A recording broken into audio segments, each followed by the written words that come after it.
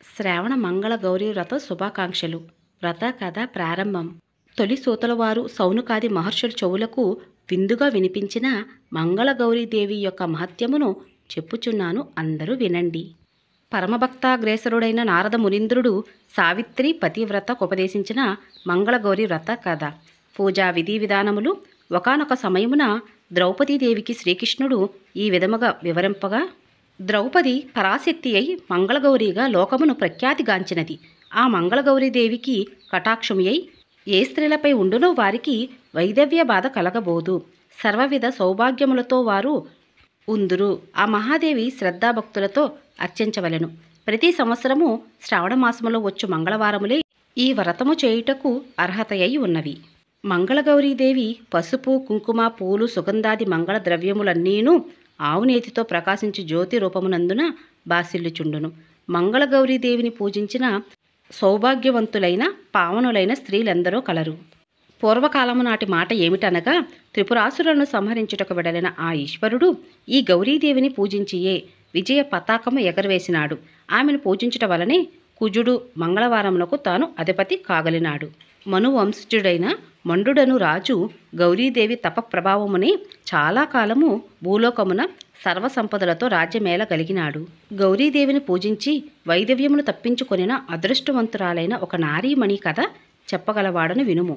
చాలా కాలము కిందట జయపాలుడనేడి రాజు మాహిష్మతి నగరమున పాలించి చుండెడివాడు. అతనికి సంతానం తప్ప సర్వము ఉండెను.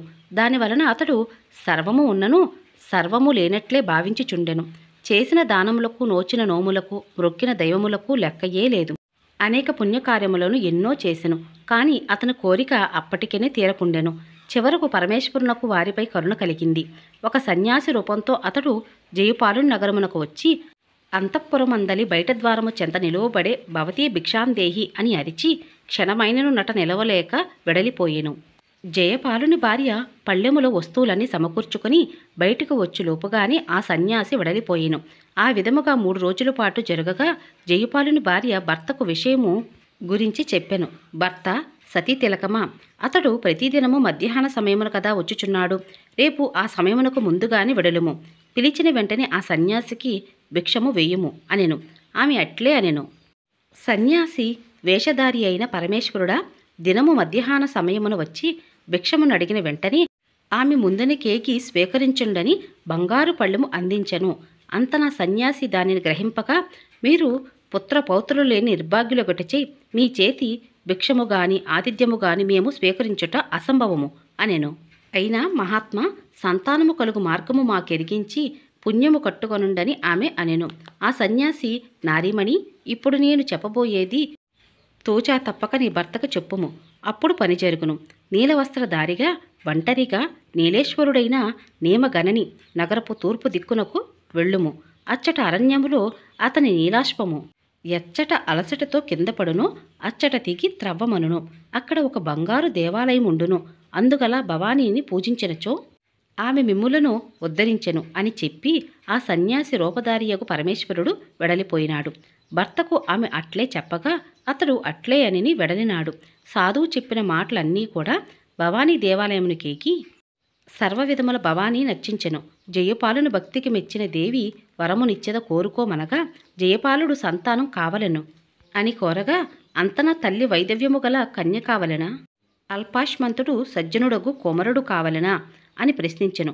రాజు ఆలోచించి పితరులను ఉద్ధరింపగల కొమరునే కావలెను అని కోరెను. అంతటా దేవి పార్శ్వమున గల గణపతి నాభియం దగుడు వైచి చెంతగల చోత వృక్ష ఫలమొకటి కోసుకొని పోయి నీ భార్యకిమ్మని చెప్పి అంతర్ధానమయ్యెను. జయపాలుడంతటా ఆ వృక్షమునందలి పండ్లన్నీయూ కోసుకొనగా అన్నీయూ మాయమై ఒక్కటియే ఉండెను. అట్లు కోసినందున గణపతి కీనిపి, ఈ అకృత్య ఫలముగా నీకు జన్మించు కుమారుడు 10 ఏటనే సర్పము వలన మరణించునని శపించెను. రాజు తన నగరికి మరలినాడు. ఫలితముగా జయపాలుని భార్య ఒక కుమారుని కనినది.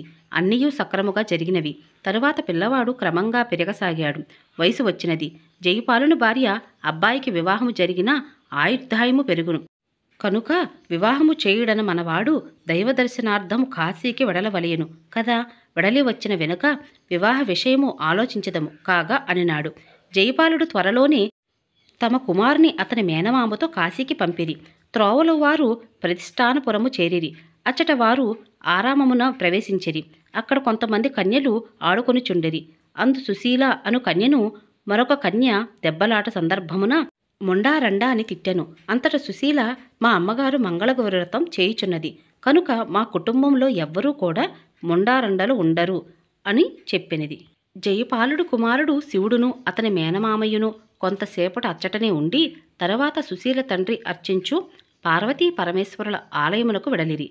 అక్కడికక్కడ సుశీల తండ్రి దైవమునకు నమస్కరించి మా సుశీలకు తగిన వరుడు ఎక్కడున్నాడో అని శివునిని ప్రశ్నించాడు. మేనమామ సుశీల తండ్రికి కనిపించకుండా ఆలయం వెనక తటి నుండి శివుడను పేరుగల ఒక బాటసారి నీకెక్కడైనా దొరకగలడు, అతడే నీ కుమార్తెకు తగిన వరుడు అని పలికెను. తరువాత సుశీల తండ్రి శివుడుని పేరుగల వరునికిచ్చి తన కుమార్తెకు వివాహం చేయడం జరిగెను. తదుపరి భార్యాభర్తలు క్షారళ వన వర్జముగా భుజించి బ్రహ్మచార వ్రతులై దర్భాస్తరణములపై శయనించెరి. ఆ రాత్రి మంగళగౌరి ముత్తైదువు రూపమున సుశీలకు కలలో కనపడి, నీ భర్త అల్పాయుష్కుడు, ఈ రాత్రితో అతని ఆయువు మూడినది. ఆ దోషము పోవుటకు ఒకటి చెప్పెదను, చేయుము. క్షణము పోయిన వెనుక కృష్ణ సర్పము ఒకటి అతనిని కరుచుటకు వచ్చును. నీవు ఒక పాలుగాని కుండను తెచ్చి సర్పముకెదురుగా పెట్టుము. అంత ఆ పాము పాలకై ఘటమున ప్రవేశించగా నీవు ఒక వస్త్రముతో దానిపై గట్టిగా వాసెన గట్టుగట్టి ఉదయమున దానిని మీ తల్లికి వాయనమివ్వు. నీ భర్తకా గండము దాటెను అని చెప్పెను. సుశీల కనులు తెరిచెను. గౌరీదేవి చెప్పినట్లుగానే జరిగెను. సుశీల గౌరీదేవి చెప్పినట్లుగానే పాముగల కుండను వస్త్రముతో కట్టి ఉంచెను. తరువాత భర్త లేచి ఆకలి అగుచున్నది, ఏమైనా పెట్టమనగా ఒక పళ్ళెములో భక్ష్యములను తెచ్చిపెట్టెను. భక్ష్యములు భుజించి అతడు తన ఉంగరం ఒకదానిని అచ్చట పడవేశెను. తరువాత వారు సుఖముగా నిద్రించిరి. తెల్లవారక ముందే శివుడు సుశీలకు చెప్పకుండగానే తన మేనమామతో వెడలిపోయెను. సుశీల అతని అంగుళీయకమును భద్రపరుచుకుని సిగ్గుపడింది. తర్వాత శివుడు సాక్షాత్ శివుని వేషమును ధరించి వచ్చెను. అందరూ అసలు వరుడనే అనుకొనిరి. ఉదయాన సుశీల గౌరీ చెప్పిన విధముగా ఘటమును తన తల్లికి వాయనమిచ్చినది. ఆ ఘటమును తెరిచి చూడగా ఒక ముత్యాల హారముండెను. తల్లి ముత్యాల హారమును సుశీలకిచ్చి ఆ రాత్రి భర్తతో నిద్రపోవుటకు పంపగా గదిలో ఉన్న మాయవరుని పసిగట్టిన సుశీల అతడు తన అసలు భర్త కాడని నిరాకరించెను. ఇంతలో మాయవరుడు అంతర్ధానం పొందినాడు. అందరూ సుశీల మాటలు నమ్మిరి. ఉంగరము వీడిన అసలు వరుడు మరలా కాశీ నుండి వచ్చునని అతనిని గుర్తించుటకు వీలుగా బాటసారులకు తానే స్వయముగా అతిథి మర్యాదలు చేయుటకై ఒక మండపము కట్టించవలెనని సుశీల తన తండ్రిని కోరగా అతడు అట్లే అమర్చినాడు.